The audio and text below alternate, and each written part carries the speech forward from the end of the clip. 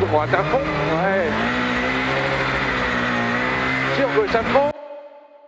On n'en avait quasiment pas fait jusque-là et là on vous régale avec une troisième vidéo sur le rallye. Et regardez ce qu'on vous a trouvé, une BMW M3 E30 Groupe A qui sort tout juste du Tour de Corse, une véritable légende des rallyes. Et si vous ne connaissez pas cette voiture, ce dont je doute fortement, on vous fait quand même un récap.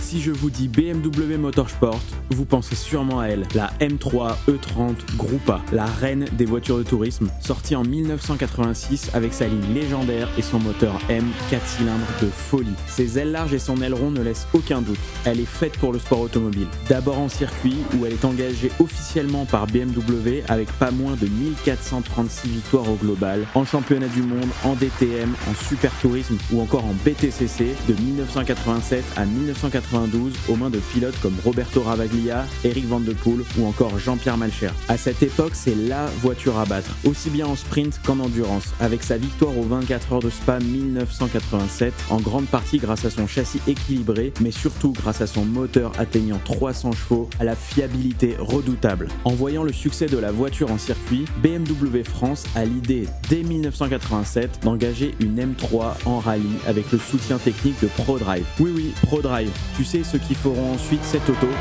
celle-ci ou plus récemment celle-là. Ils se sont basés sur une version officielle de circuit pour l'adapter en rallye. Et pour son baptême du feu, la M3 pilotée par Bernard Béguin remporte dès sa première participation le Tour de Corse en championnat du monde, devant les usines et les 4 roues motrices. S'en suivent de nombreuses victoires en rallye avec Béguin, mais aussi d'autres artistes comme François Chatriot, Hugues Delage ou encore le Belge Patrick Snijder. Et malgré sa légende, la voiture est toujours restée aux mains d'équipes privées, sans jamais connaître d'engagement officiel de la part de BMW, et c'est sans doute aussi pour cela qu'elle est restée aussi populaire, en plus de sa sonorité incroyable.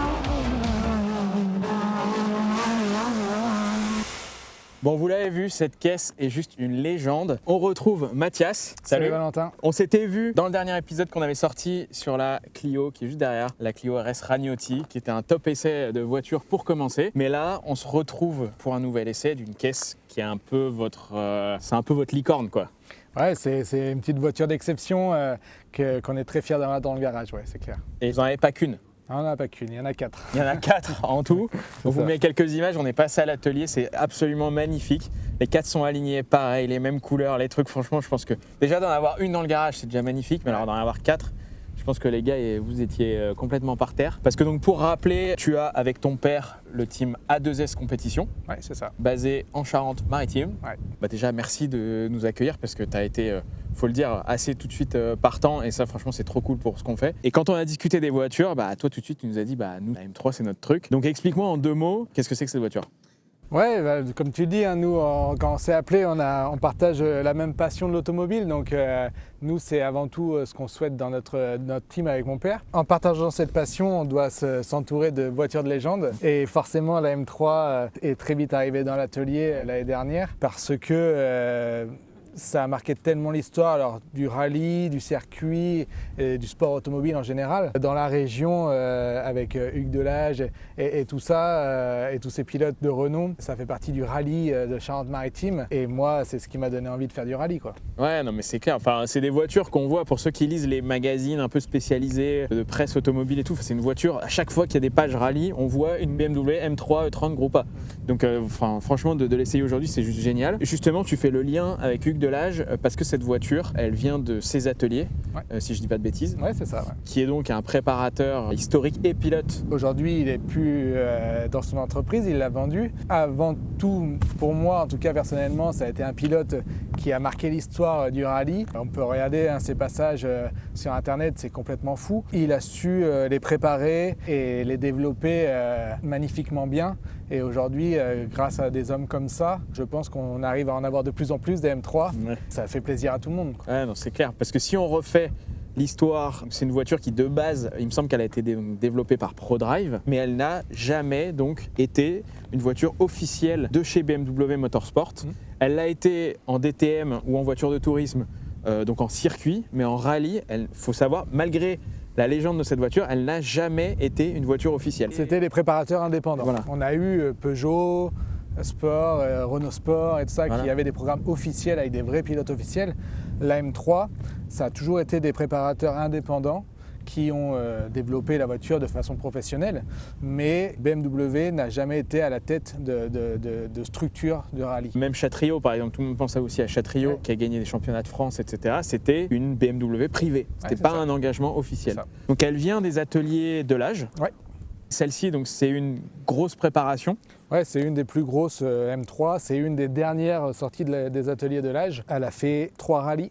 Dont Tour de Corse. Nous on l'a achetée, elle était prête à rouler et après nous on entretient toutes nos voitures. On ne fait pas les moteurs parce que pour nous c'est chacun son métier et les préparateurs de moteurs. Vous allez comprendre. C'est vraiment des bijoux et il faut respecter. Ouais, donc voilà, nous on s'occupe du développement, des réglages et tout ça, de l'entretien de nos véhicules, mais celle-là elle est arrivée toute prête. Donc le premier truc, parce que bon, tout le monde connaît à peu près on va dire la gueule du BMW M3 E30, mais il y a quand même une chose qui est méga importante, c'est ce qui se passe là-dessous.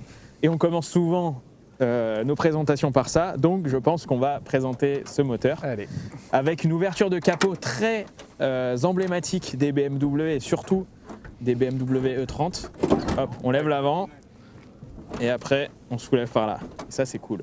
Bon, donc là on arrive sur la pièce maîtresse de cette voiture, ce moteur 4 cylindres.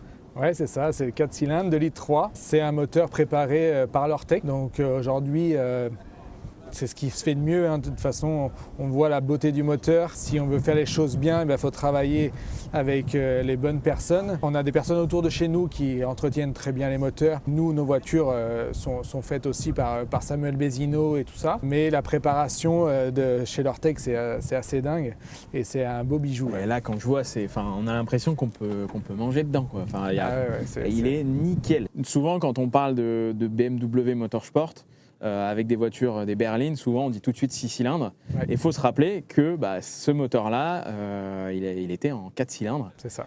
Et qu'ils arrivaient à sortir des puissances folles. Parce que celui-là, elle fait combien à peu près ? Celui-là, il fait 330 chevaux. Ouais. Donc en atmo, 4 cylindres. C'est ça. Ça commence à faire pas mal.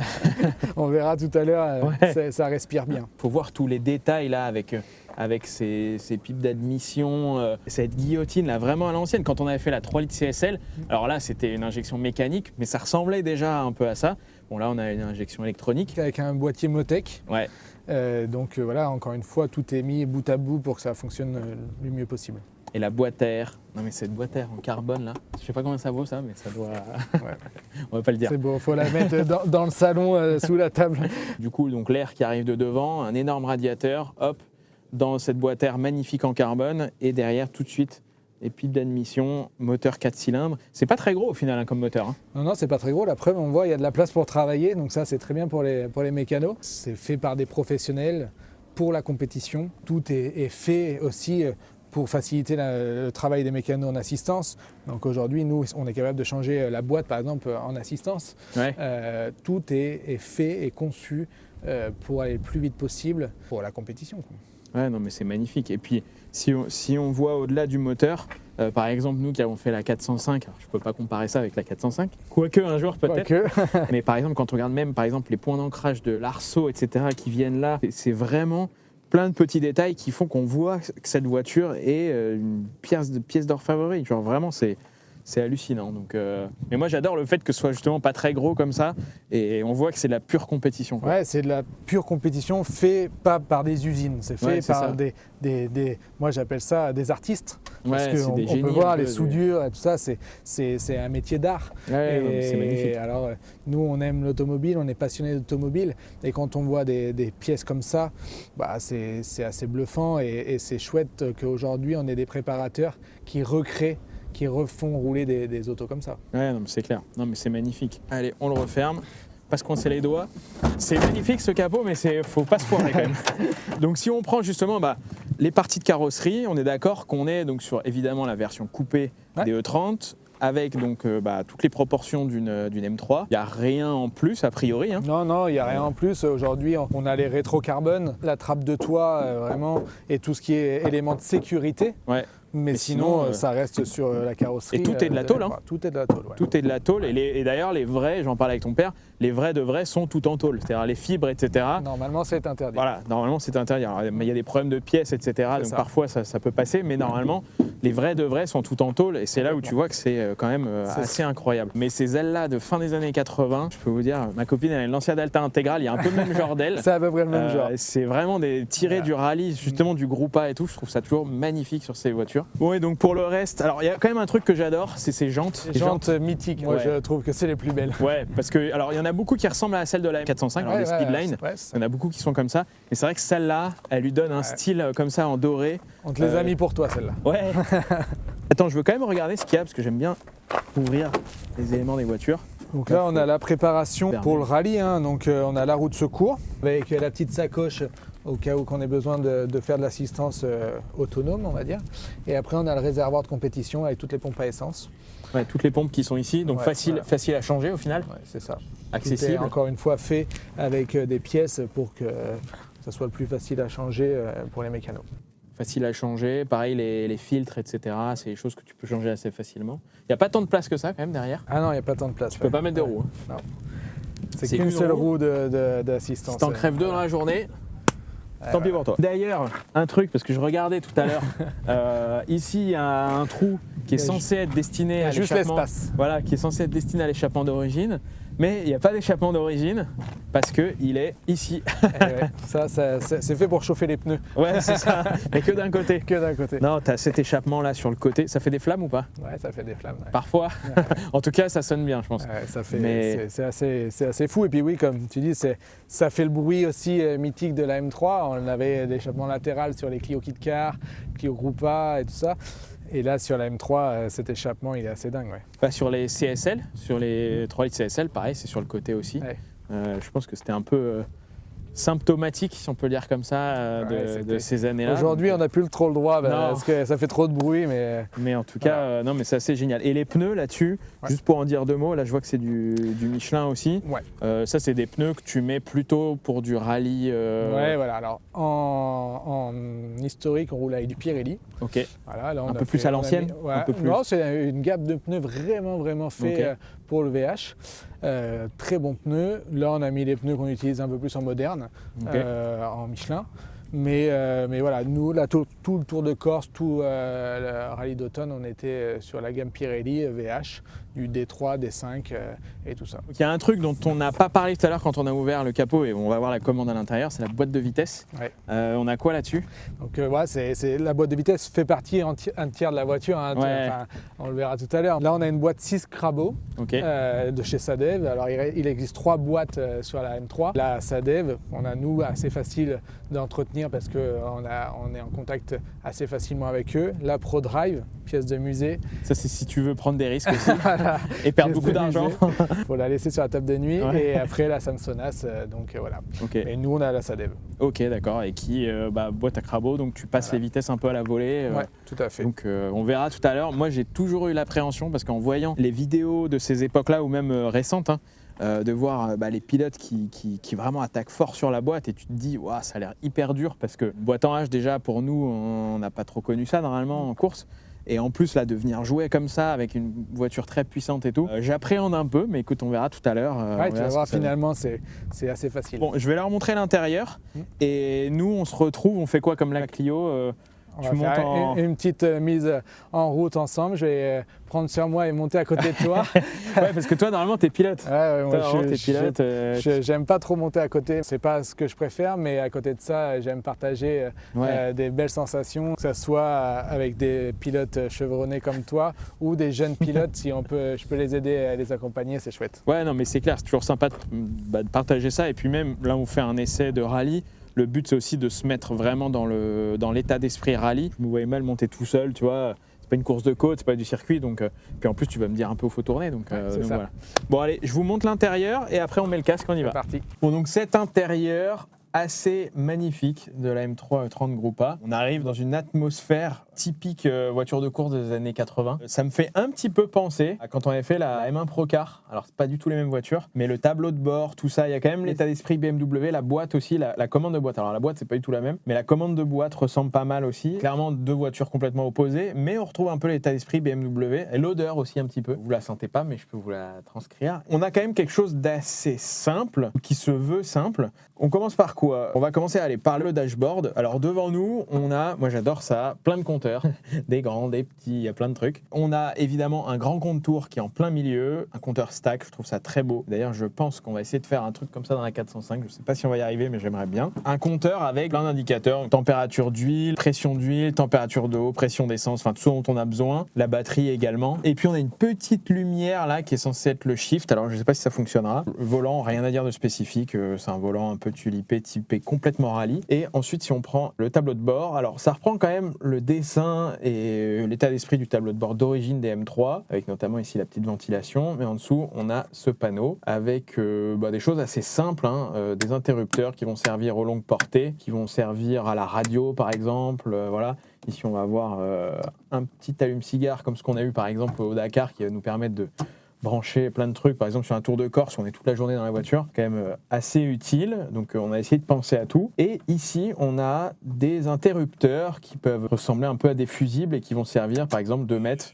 Voilà, on a mis le contact. Ça, pour le coup, c'est vraiment à l'ancienne avec des pompes, ventilateurs, etc. Veilleuses, enfin, c'est plein de petits interrupteurs, mais ils sont un peu fusibles. Voilà, donc assez basique. Et ici, on a la commande de boîte de vitesse qui donc est typique des BMW de ces époques-là. Alors contrairement à la ZF qu'on avait eue sur la M1 Procar qui ressemble esthétiquement à ça, là pour le coup on a une boîte SADEV à crabot, donc là on va en haut, on va pas en bas, parce qu'il y a pas mal de BMW de ces époques-là où la première est en bas, là on va bien en haut, en plus une boîte 6, donc vraiment il y a de quoi faire et je pense que ça peut être très efficace. Voilà en gros, petit détail que j'aime bien, c'est ces aérations de toit, Hugo disait façon un peu taxi, mais surtout des aérations qui te permettent de s'aérer et j'aime bien le système, alors c'est complètement archaïque. Et je pense que quand on a bien chaud, ça permet d'aérer. Puis la partie copilote, honnêtement, il n'y a pas grand chose à dire, à part que voilà, il y a un cale-pied. Je pense qu'il peut y avoir de temps en temps un petit filet pour mettre 2-3 affaires, mais sinon c'est très basique. Ah oui, ce frein à main que j'avais oublié, je me disais bien on avait oublié quelque chose, qui n'est donc pas ici comme sur les voitures de rallye moderne, mais qui est bien en bas, on va dire façon classique, et qui est ici, par contre qui n'est pas tenu, c'est-à-dire qu'il n'y a pas de cran. C'est-à-dire que vous voyez, on le prend, on tire comme ça. Je ne sais pas si on va avoir l'occasion de l'essayer tout à l'heure, moi j'aimerais bien, mais on va voir si c'est possible ou pas. Et ici une vanne qui permet de venir verrouiller a priori le frein à main justement, hydraulique. Voilà en gros ce qu'on pouvait dire, et sinon le truc que j'aime bien, c'est par exemple ces portières. Souvent on enlève les panneaux de porte, etc. Là on a gardé les panneaux de porte avec je pense que c'est du Sky, ça a l'air d'être du Sky. Mais en tout cas on se sent hyper bien dedans. Pédalier est très bien, on est hyper bien, on voit bien et tout, donc juste hâte d'aller rouler. Bon Mathias, il y a quelques jours on avait sorti la vidéo sur la Ragnotti, la Clio 2 qui est là d'ailleurs, qu'on voit ici. Là c'est complètement autre chose, genre là on part clairement sur... c'est une autre légende, là on part sur un délire beaucoup plus violent, une voiture de dingue avec une propulsion déjà, donc pour le spectacle c'est complètement fou, on a l'échappement latéral et après là tu vas voir au niveau conduite on a un peu plus de 300 chevaux, c'est très violent mais à côté de ça c'est un kiff impressionnant et moi ce qui m'impressionne c'est que pour une voiture de cette génération là, c'est ultra perfo et tellement sain sur les freins, sur le châssis et la boîte, tu vas voir, c'est incroyable. Ouais bah écoute, j'ai hâte de voir ça et surtout là tu sens que tu es dans une vraie légende, tu vois. Donc là explique-moi en gros en 2 mots, on est d'accord que boîte crabot. Ouais c'est ça. Donc ça veut dire que là première en haut pour le coup. Ouais. Et après on peut tout monter un peu à la volée. À la volée, et puis là t'as pas besoin de débrayer, on l'accompagne un peu à la descente, surtout quand même à la descente. Quand tu tires le frein à main on débraye pour libérer les roues arrière. Et puis après voilà, tu vas voir ça rentre, même le bruit, rien que quand tu mets la première, c'est assez impressionnant. Donc là, on va tenter le frein à main. Là. Ouais. La première série, on va essayer de découvrir. Et puis après, bon, parler de faire un chrono, c'est un grand mot, mais on va essayer de voir un peu ce qu'elle a dans le ventre. On se fera un petit mode spécial après. Ouais, voilà. Bon, tu me donnes quand même les notes. Hein. Allez, c'est parti. Allez, 30 mètres. Part. Ouais, 30 mètres, frein. pour gauche 90. Voilà, tu sens tout de suite que c'est une propulsion. Ah ouais, tout de suite. Bah, déjà, on n'a pas tiré. Le train avant aussi qui est malgré tout moins incisif quand même. Par contre là, ah ouais. 300 mètres, frein pour droite 90. Là, on est obligé de parler beaucoup plus fort. Ah ouais. Non mais là, il n'y a rien à voir. Droite 90. Voilà, la boîte. 75 mètres.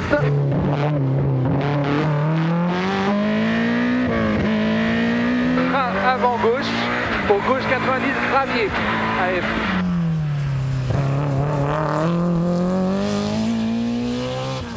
Allez, droite à fond sur gauche à fond. 50 mètres, gauche 140 cordes. Gauche 140 cordes et frein au poteau pour droite 90. Ah putain, ouais. Mais rien à voir. T'as vu, même les freins, c'est à tes trous. Hein.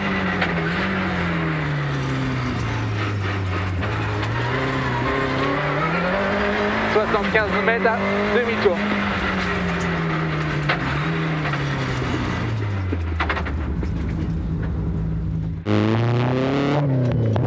Aux arbres, bien dans les rails.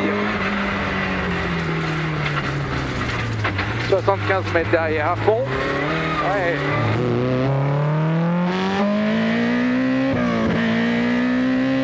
Gauche droite 140. Voilà, ça défile un peu plus là. Ça va plus vite. Pour gauche 140, petit au frein. Pour droite 90.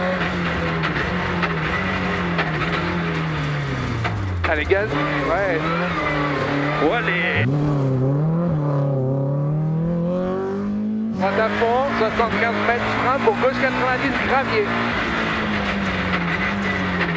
Ah, c'est pas à mettre dans les mains de tous les enfants. Non, là c'est. Voilà, on est là, je suis un grand enfant là. Ah, En tout c'est cas. ça. Frein pour droite 90 au bout là-bas. Voilà. Ouais, là c'est mieux de ne pas avoir de contour avec le kilomètre/heure. Ouais. Ouh. Ah, c'est bluffant. C'est court, mais c'est. Tu fais un petit départ? Allez, on y va. C'est parti, je te fais un décompte. Allez. Putain, je suis en train de me mettre la presse là tout seul là. Allez, 10 secondes, 5 secondes, 5, 4, 3, 2, 1, go!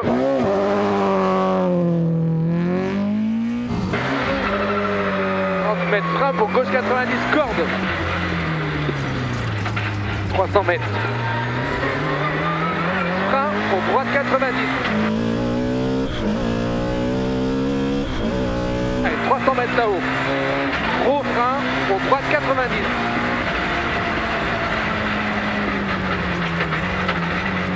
« 75 mètres. Frein avant gauche. Frein avant gauche pour gauche 90 gravier. Gauche 90 gravier.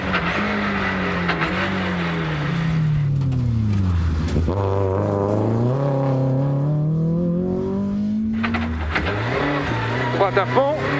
Sur gauche à fond. 50 mètres. Gauche 140 cordes. Frein au poteau. Frein au poteau pour droite 90 pourri.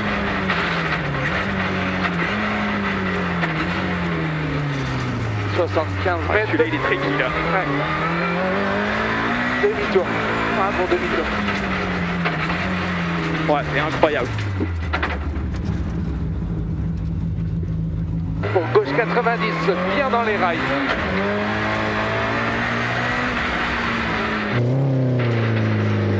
75 mètres. Droite à fond. Droite à fond. 75 mètres. Gauche, droite 140. Gauche, droite 140. Pour gauche 140. Gauche 140 là. Petit au frein pour droite 90. Frein pour droite 90. Sur droite à fond. 75 mètres. Frein pour gauche 90 gravier. «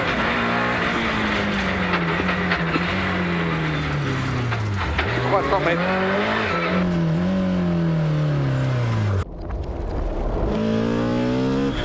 Pour droite 90. Et frein après la bosse. Pour droite 90.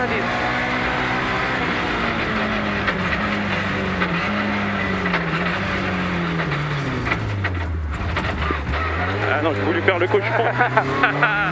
J'ai voulu faire le cochon devant Hugo. C'est possible, mais bah, il met de la première. Ouais. Putain, trop bien. C'est ouf, hein. Trop bien, trop bien. On s'y fait vite, hein. T'as vite fait de... Ouais. T'as vite fait de faire t'as vite fait de faire des conneries, hein. Ouais, mais t'as vu la vitesse où ça va? Je vais en faire un petit dernier. Ah putain, je serais tenté. Pour la gourmandise. Allez, là c'est vraiment pour la gourmandise. Ouais. Fais gaffe, là, on est vraiment dans les graviers. C'est pour vous aussi, hein. Allez, petit bonus. 30 mètres. Frein pour gauche 90. Allez, go. «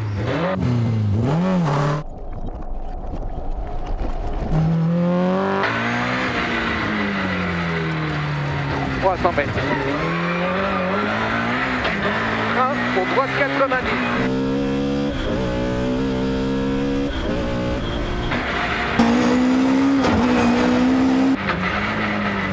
75 mètres. 75 mètres. Frein avant le gauche pour gauche 90 gravier. Gauche 90 gravier.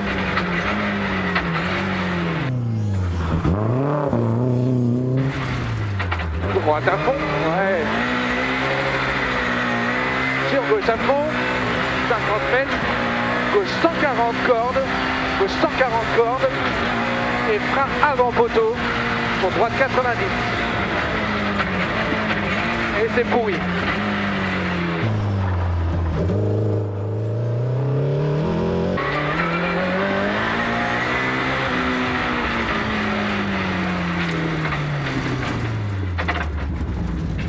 Allez, go. 75 mètres. Frein bien dans les rails pour gauche 90. Ouais. Tu peux vite te faire piéger, hein. Allez, gauche 90.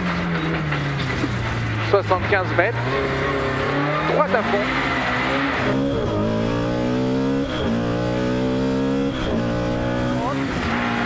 Allez. Sur gauche 140, sitôt frein pour droite 90. Frein pour droite 90. Sur droite à fond.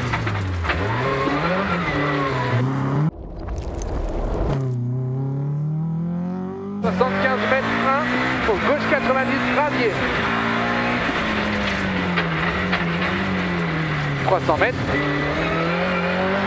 Frein après la bosse pour droite 90. Je peux le passer en première pour faire une belle image, tu veux. Frein pour droite 90.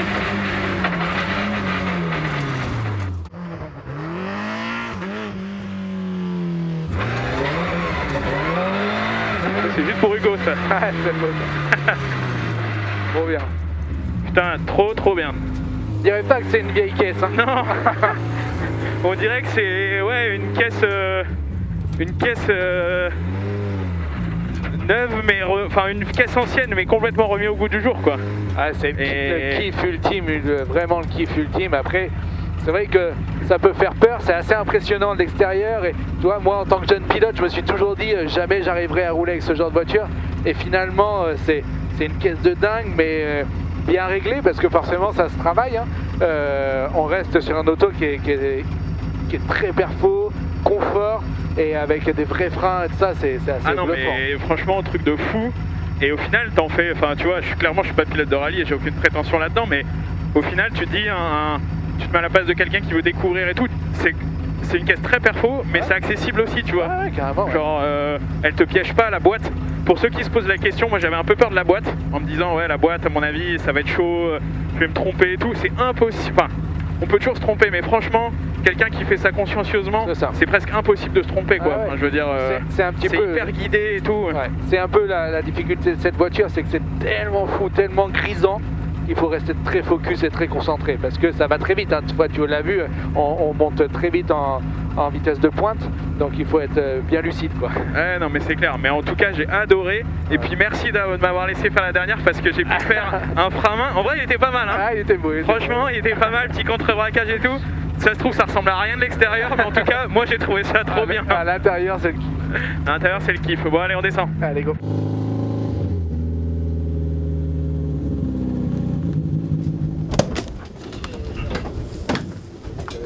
Bon alors c'était comment? Mec c'est incroyable. Genre franchement, genre quand on dit, ça fait longtemps que j'entendais parler de la E30, enfin M3 E30 Gruppa en mode ouais c'est une légende et tout. Puis faut pas se cacher, genre c'est une voiture que maintenant tu vois un peu partout quand même dans beaucoup d'endroits. Je sais pas si elles sont toutes comme ça, mais en tout cas celle-là, franchement, elle est incroyable. C'est un truc de fou à rouler.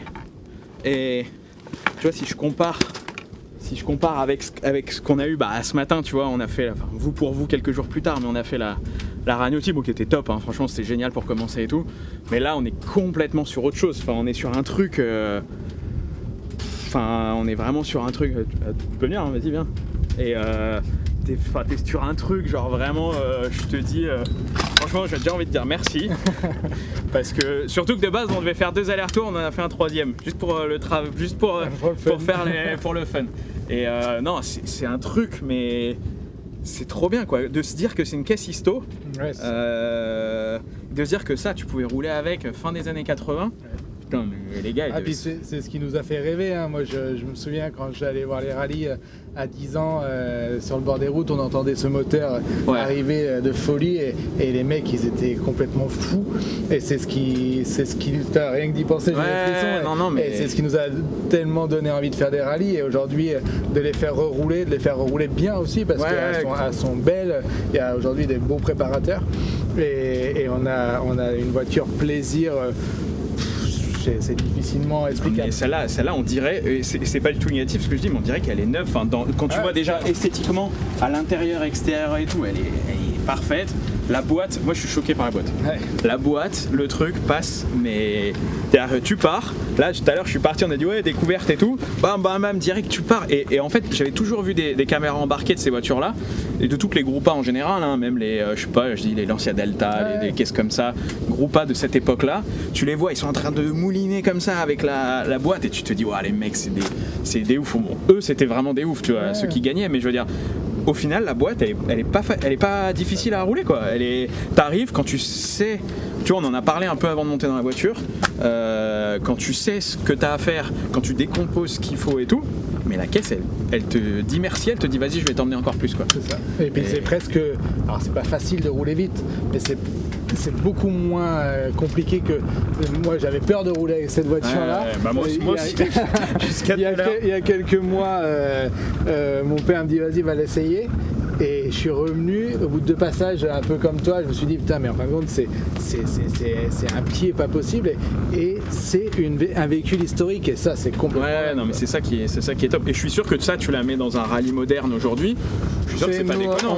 On a un pilote de Charente-Maritime qui s'appelle Samuel Bézino, qui roule en M3, qui a fait des trucs de folie en M3 au rallye de La Rochelle il y a quelques semaines. On comparait ses temps, et il était en véhicule historique, par rapport au moderne, il était dans les 10 au scratch. Ouais, voilà, tu vois, donc non, mais tu le sens, les watts que ça prend et tout, c'est. Enfin, et puis comme tu dis, après il y a le son, le tout, le train. Puis même, tu vois, quand je suis parti, je pense qu'on était un peu proche. Je dis le train avance, pas pareil. Mais en fait, dès que t'en mets, après c'est bon, hein, elle y va. Et je pense que c'est pas pour ça. On l'a dit dans l'intro et dans le récap. Je pense que c'est pas pour rien que aujourd'hui cette voiture-là, c'est considéré comme la meilleure Groupa overall de tous les temps. C'est-à-dire circuit, course de côte, rallye. C'est la meilleure Groupa qui a existé de l'histoire, quoi. C'est ça. Et puis ça fait rêver, même en roulant doucement, le public, les gens, ça fait rêver. Une auto comme ça fait rêver.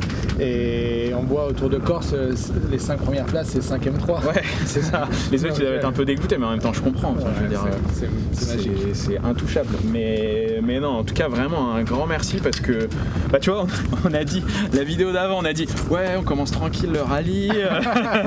On a dit, ouais, je vais faire ce qui est la vraie démarche, hein, c'est ce que je veux faire. Mais en même temps, t'avais ça à côté. Tu me dis, vas-y, on y va. J'avais pas de dire, bah non. Bon, et donc il y a un dernier truc dont je voulais parler avec toi, au-delà du fait que ce soit une voiture exceptionnelle, c'est que chez A2S Compétition, vous avez plusieurs M3 E30 Groupa, et c'est un peu aujourd'hui votre, on va dire, votre étendard de voiture, et c'est celle que vous mettez le plus en avant, presque, au-delà des voitures modernes, parce que vous avez aussi des voitures, des Clio, tout ça, mais sur la partie VH, donc véhicule historique, c'est celle-là.